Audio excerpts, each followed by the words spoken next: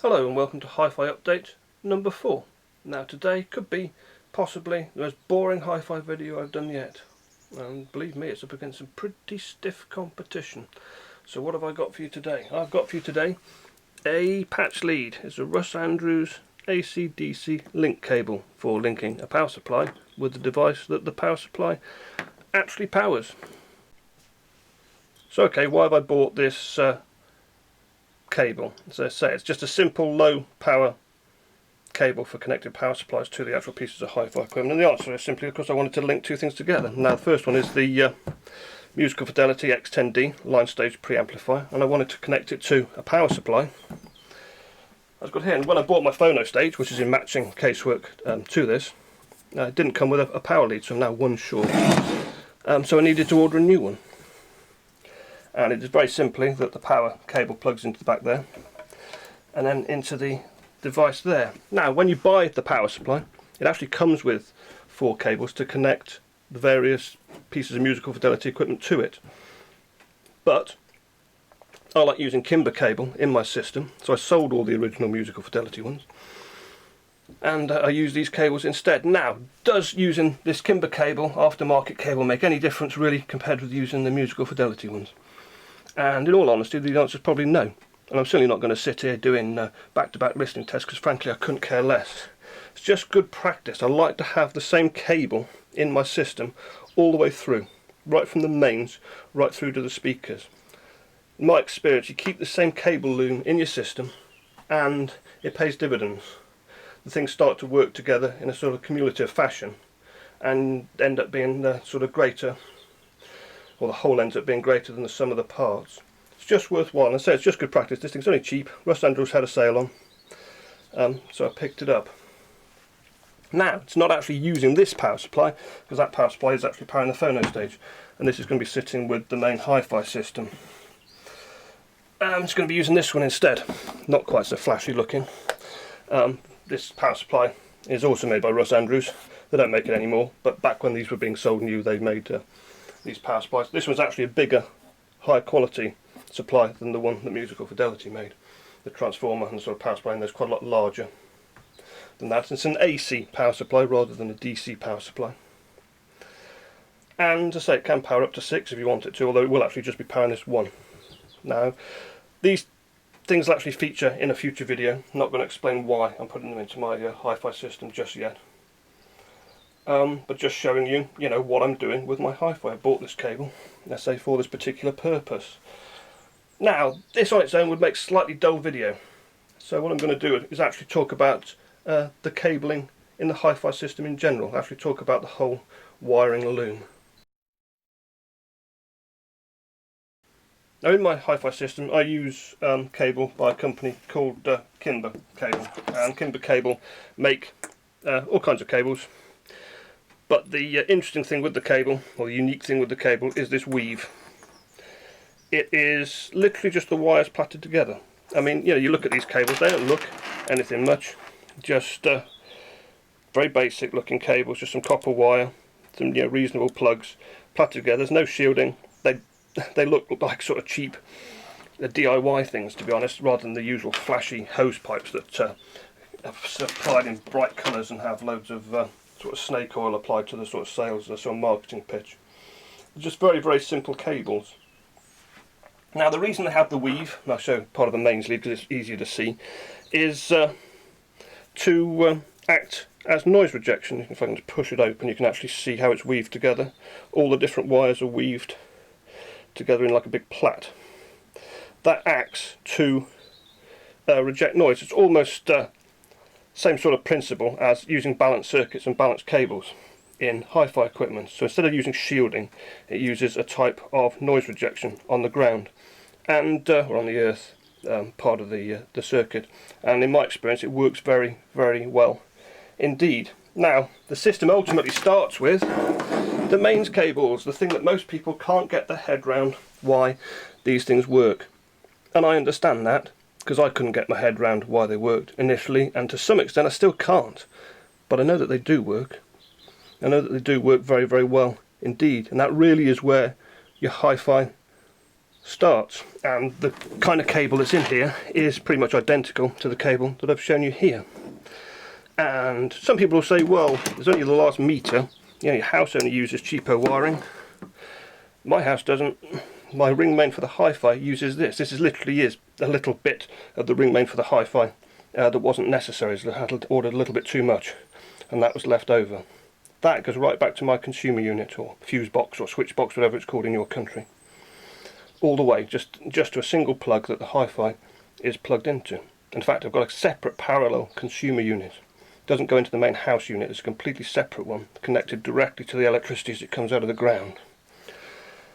Then you come to my system, and it goes into cables that are basically the same, with a decent quality plug, and a decent quality IC plug on the other end. It's part of the wiring loom, it is part of the system. You then get to the interconnects, which I've already shown. These are Timbre interconnects, fairly basic, just good quality copper cabling. There's a meter length here, and yeah, they just work very, very well. You then get onto the speaker wire, and the speaker wire, if I can put it across, that I use is this. It's Kimber 8TC, and as you can see again, you've got the same weave as the mains cable. Only thankfully they decided to make it in much nicer colours. And so you've got right from the mains right through to these speakers are using the same type of cable, same type of weave. So when it comes to little tiny connectors like this, I like it to also have the same type of weave on it. It's the same with some of the sort of specialist interconnects. Here I've got mini jack to RCA cable for connecting an iPod together. Not that I do that anymore, but the cable is there, and again it's using the Kimber Timbre cables to use the same weave. And here I've got my headphone cable, you know, nice professional Nutric plug on there, and again the cable in itself uses the Kimber weave underneath that sheathing that it's got, so that the cabling on the headphones, which is basically like a type of speaker wire at the end of the day, is using the same Kimber weave. It's the same thing all the way through. You know, I've got power supplies here with built-in power cables, and again this cabling under here uses the Kimber weave the whole way through, using the same type of cable. And again, and that was a switch mode power supply. This is a linear power supply, just a Wart sort of cheap Wart upgrade power supply, and again uses the Kimber cable in here to have the same weave throughout the entire system, the same noise rejection weave throughout all of my equipment. And here I've got my Sony 5-disc changer Super Audio CD player, the SCD CE595 on the bottom, and on the top I've got my NAD 302 integrated amplifier. Now the reason I'm showing this from the back is because this has Kimber cable plugged into it. The NAD amplifiers have pre-out and main in on the back. Pre-amplifier and power amplifier are actually separate within the player, and there's no switch to do this internally. Quite a lot of amplifiers have this loop, but there's a switch to switch it off. Here they don't, it actually comes through the back. Now the amplifier actually comes with these little tiny metal things that go in as so. Gets the electricity through, and it works. But you replace them with decent quality, very small interconnects, sometimes known as amp jumpers. That improves the sound quality by a small amount, but a noticeable amount. Again, it's keeping the same type of wire, the Kimber wire, in my system, keeping the whole system with the same loom. Just pays dividends right through. Now this was my original hi-fi equipment, say the NAD amplifier and the Sony CD player. Now okay, this isn't the actual CD player that I had back in the day, it's a more modern version, but it's the same 5 sort of disc tray CD player. Now both items were bought new on sale in the early 90s, back in 93. And the reason I've got them out to show you is to do with cabling and EQ. And here we are, zoomed in close to the amplifier's tone controls. You've got bass, you've got balance there, you've got treble, and you've got bass. Now I put some tape on these so it comes across better in the video. And you've got a tone defeat button in the middle which actually switches them off. But switches them on. Now initially I was using freebie patch leads with the amplifier and CD player. I was using electric cable, electric flex, lamp cord, to connect the speakers. and I was just using bog standard mains leads and a little plastic main strip to plug the power in. Now, when I first had that set up and it was running, and I thought it sounded fantastic, brilliant, you know, we're talking the cheapest cables going in, is the best sound I'd ever heard, absolutely stunning.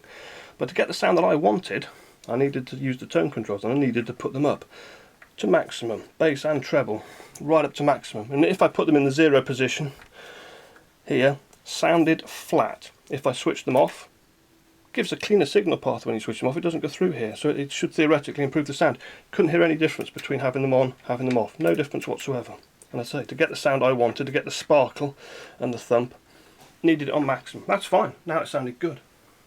A little bit later, I bought slightly better interconnects, shielded ones. They were just from, I think, Tandy or Maplin, one of the high street electronic stores in the UK. Just about £10, nothing flash, but they were shielded and they had gold plated connectors, etc. Now, a little bit less bass, didn't need full bass, sounded too boomy. A teeny weeny bit less treble, just a slight bit, but you know, the cables were better. They're more transparent, they're just allowing the sound to get through. I didn't need so much EQ. Yeah, the cables were EQing or removing EQ necessary from the other cables which needed more EQ. Things were getting better. Then I put some speaker wire on, no cheap stuff, and I wasn't shielded or anything. A little bit less bass, tiny little bit less treble, not much, but it helped. It was more open, more transparent, the sound was better, but the EQ needed to be altered. Then, eventually, I went and bought some proper hi-fi cables by the manufacturer Audio Quest. These were much better, much more detailed, more open, more real sounding. They were really good, but the interconnects cost about £40 each. Speaker wire was £100. This was in the 90s. It's talking £65 for the interconnects, which is about $100. You know, the speaker cable in today's money would be about $160, well over $200. So you're not talking cheap stuff, but it did help. And way less bass now, way less, only a little bit needed. And the treble, still needed some to get the sparkle, but needed less EQ to get the sound I wanted. But it was there. Then, eventually, I got round to actually buying the Kimber cable that I've been featuring here. And it was this, it was speaker wire, and it was the mains cable as well.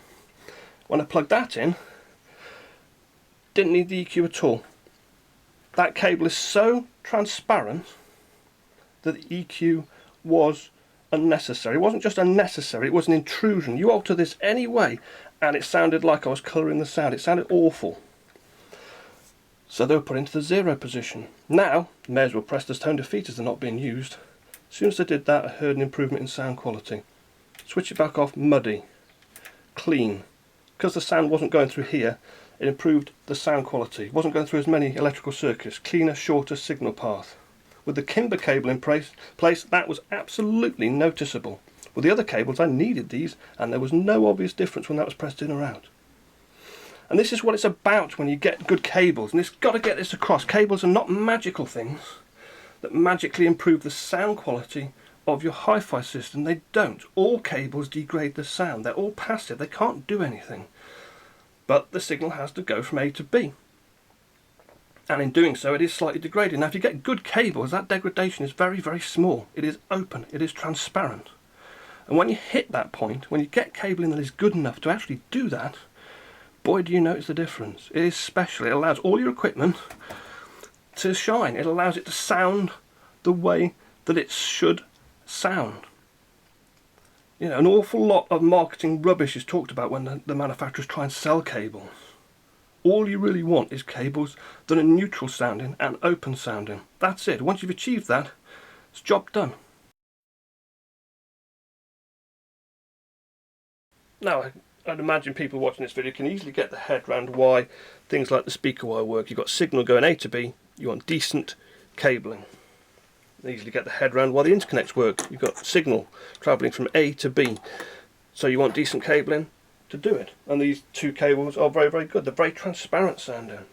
You know, I don't want cables to EQ the sound. I don't want cables to add coloration to the sound. I want them basically to disappear. I just want them to be perfect. I want them to do nothing except get the signal from A to B perfectly. No cable can do that, unless it's a superconductor, which would probably introduce loads of problems of its own. But you just want cables that are good enough so that it's getting through clearly, and say very openly, neutrally, and say with complete transparency. And these cables are very, very good at doing that. But while people can get their head around the signal cables, what about the power cables? As I say, I don't expect this to do very much except be very good at cutting out noise, and using the same kind of cabling loom does seem to pay dividends throughout the system. But it's only a very, very cheap cable. It's nothing much. This, on the other hand, is an expensive cable. So why use power cables? That signal isn't going through that, that's just plugging it into the mains. And the simple answer is, I'll need to do another video trying to explain why power cables work. I don't fully understand it myself, but there is some sort of down-to-earth scientific reasons for using it. Certainly the cable with the sort of Kimber weave in it, remembering the cable in here is very similar to the cable that's in the speaker wire, is very, very good at rejecting noise. Not only does it stop noise from coming into the cable, but it actually stops noise that's already travelling through the mains and actually acts as a partial filter. Now, in my system, the biggest difference from adding these cables is brought by using this cable. It's not the speaker cable or the interconnect cable, it's the mains cable. The mains cable is what makes the biggest difference to the sound. I mean, I recently did an A/B sound comparison test when I cleaned an anti-static CD. The difference from using mains cables and mains filtration is much, much bigger than that. And so when I get some decent recording equipment, I'll do some demonstration tests to actually show people. You know, for the longest period, I didn't buy anything like this because I just thought they were stupid hi-fi jewellery. I'm sure it'd probably make a tiny difference, but a waste of money. Nothing could be further from the truth. The difference they make is profound. But as I say, it needs to be a subject for a future video. Now, there will be some people saying, well, if all you need to do is EQ the sound and you can get what the performance that good cables do, why bother buying good cables? Well, the answer is it's not just about EQ. It's about openness, transparency. I mean, these cables virtually get out of the way, and the hi-fi components perform as they should. You know, the clarity and the detail levels and the naturalness and the smoothness and sort of the whole sort of musical nature of the sound is just massively improved compared with using cheapo cables. And while the cables here aren't cheap, they're certainly not expensive, and they're definitely not sort of the full-on Gucci audiophile type cables that you can get. They're just basic, down-to-earth, sensible products that do the job.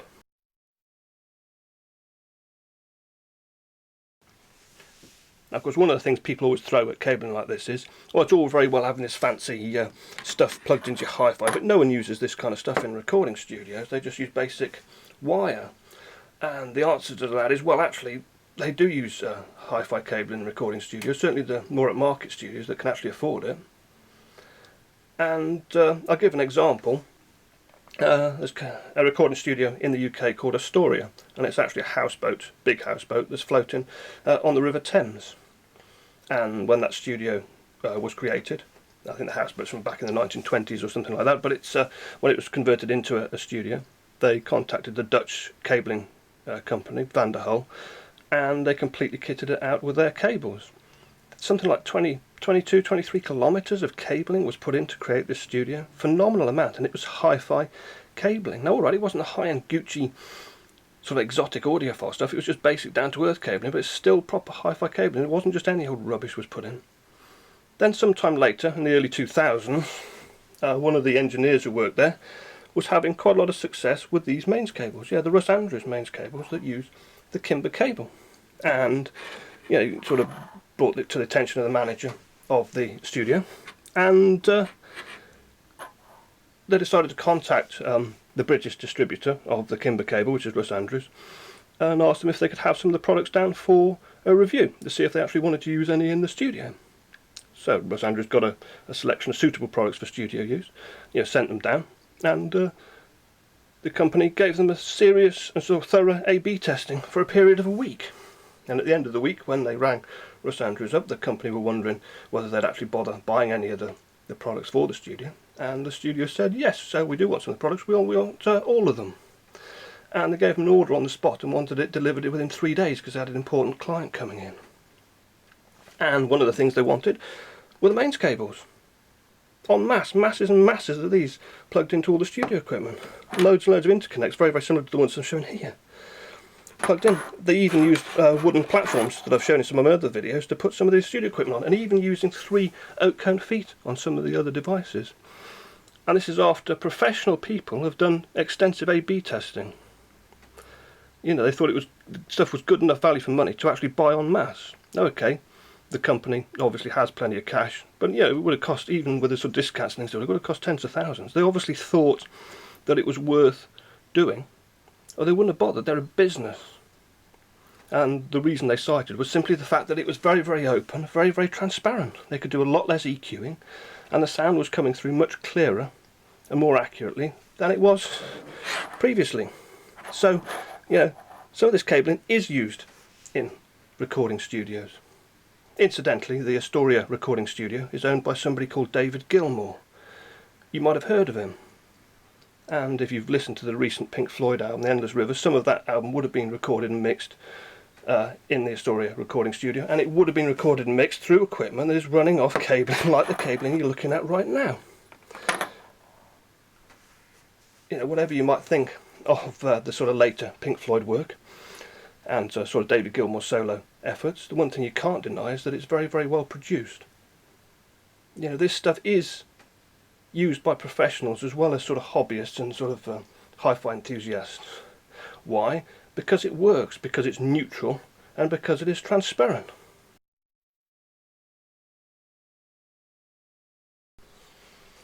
And here we have a very short pair of interconnects that I've recently made myself. And guess what? Yeah, you guessed it. It's actually made out of Kimber cable and some, you know, fairly cheap but good quality plugs that I bought on eBay. I like to have the same weave throughout the entire system. It just has a cumulative effect. It just works well together. It gels well together. I'm not saying you should go out and buy Kimber cables. I know they work. They work on my system. They work very, very well. And I've tried plenty of other manufacturers, and some of the other cables work very well too. But I find a lot of cables actually EQ the sound. They're not neutral at all. And you're right, you might want to buy them to EQ the sound, but what I want is absolute transparency. Just want them to be very, very clean and neutral sounding. I'll let the equipment do the EQ, and if I want the system to sound warm, I'll buy a warm sounding amp. If I want lots of bass, I'll buy speakers that have a lot of bass, or add a subwoofer, etc, etc. I want the cables to get out of the way of the sound, and these are very, very good at doing that. Now, no doubt, Kimber cables will feature in plenty of my other videos as well. And I say I will make a video dedicated, or several videos dedicated to the mains leads and to the mains filtration. It's a very, very important issue. The big, big issue with hi-fi. In fact, I go as far as to say if you haven't got some kind of mains conditioning on your hi-fi equipment, then you haven't got a hi-fi. You've just got a stereo. And by hi-fi, I mean high fidelity. You need it to get high fidelity sound. Whether your system's just sitting on top of your Expedit and all you want's a musical sound, or whether you're an audiophile with a dedicated listening room and you want that sort of holographic image. Either way, you want good sound, you need a certain amount of mains filtration, and the mains leads are part of that. And just to summarise, it's very important that people get the head round that the cables, when I say things in my videos like cables improve the sound, ultimately they're passive. They can't actually do anything to the sound itself except make it worse. It's just say it's not possible. But if you have good transparent cables like this and you're replacing cheaper ones, the sound quality will subjectively improve from where it was before. You know, these are passive things. They can't add any sort of magic to the sound. It's not possible. All they can do is allow the equipment to work the way it was designed to work and really shine. And one of the other things people often say is, oh, it's all right having these fancy cables on expensive equipment. Yeah, but I wouldn't put it on cheap stuff. My experience says the opposite. Good quality cabling works better on cheap stuff, allows cheap equipment to shine to its very best, and it makes a bigger difference to the sound quality than it does when you put it on expensive equipment. Sure, if you've gone out and bought expensive equipment, you'd be mad not to put decent cabling on it to get the very best from it. But you get a bigger difference when it's actually applied to cheaper equipment. Counterintuitive, but it's certainly been my experience. It's also one of the reasons why in my videos when I try to do something like change a turntable mat, and I say, oh, I can hear the difference, and other people have commented, you can hear a difference, oh, you must have golden ears. And the answer to that really is, no, I've got cabling that's transparent. The difference comes through loud and clear. And you know, if I record the difference here and put it up on a YouTube video, you'll hear the difference as well. You don't need golden ears. You just need equipment that is actually allowed to shine instead of being muddy and clouded. Because the cheaper cabling that I used before I added the Kimber cable was clouding the sound. It was muddying the sound. And it wasn't transparent. The performance of the equipment just wasn't coming through. Now, I'm not saying that Kimber cable is the very best cable you can buy and you should all go out and buy it immediately. There's lots of other manufacturers as well, obviously. But yeah, try stuff out. yeah, see if it works with your equipment. Especially if a lot of companies like this actually offer a money back guarantee. You can buy the stuff, have it for, you know, maybe a month, 2 months. If you don't like it, you can send it back, and there's plenty of companies that actually offer that service. So why not try some stuff out? And the worst that's going to happen is you're going to have to pay the return postage.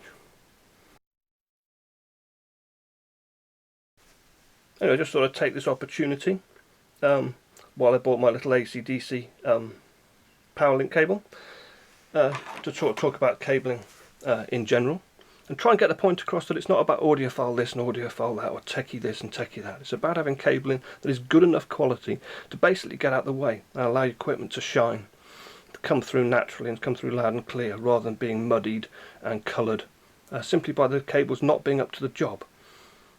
There's an awful lot of snake oil in the cable industry, and you do have to be careful with a lot of it. But if you find products that work, stick with it, and as I say, try and keep the sort of cabling loom the same throughout your entire system. It'll certainly pay dividends, and as I say, it's just as important on cheap equipment as it is on expensive equipment. And so I hope that's been a reasonable insight into sort of cabling and how it's used in my system. And no doubt these topics will be covered in more depth, sort of individually, at a later date. But that's it for Hi-Fi update number 4. Thanks for watching.